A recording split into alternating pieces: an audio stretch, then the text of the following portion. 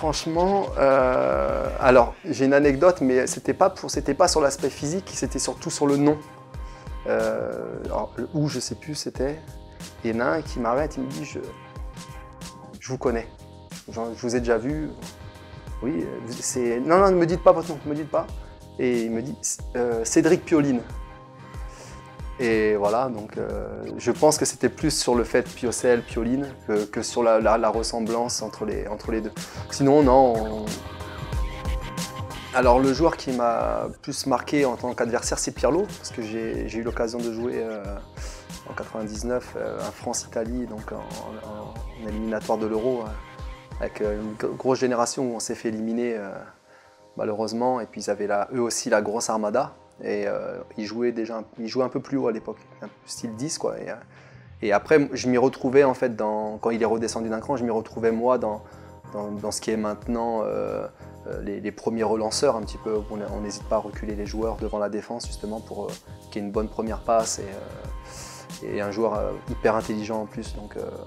Donc bon, c'était très furtif, hein, mais c'est vrai que finalement j'ai joué contre lui et c'est quelqu'un qui est un peu comme Redondo, qui était plus vieux, qui joue au Real, qui était voilà, c'était vraiment des joueurs à mon poste qui ont été un peu des exemples à suivre.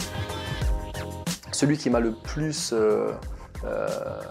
impressionné, c'est Michael Essien à Bastia, puisque je l'ai connu à 16 ans et demi, il avait.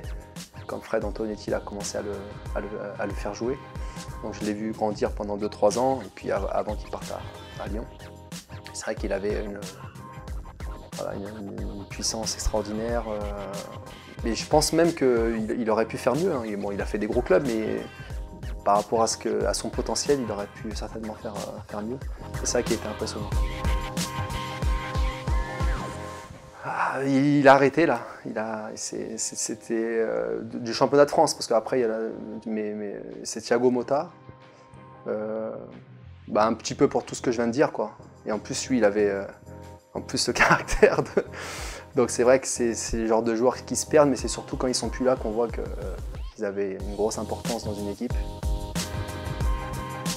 J'étais un lâche-rien, c'est-à-dire que même si je pense que j'avais j'étais un joueur assez technique, ce qu'on disait tout à l'heure, un peu, c'était mon registre où j'essayais toujours de rendre des ballons propres, surtout là, comme je dis souvent, le premier contrôle et puis la première relance.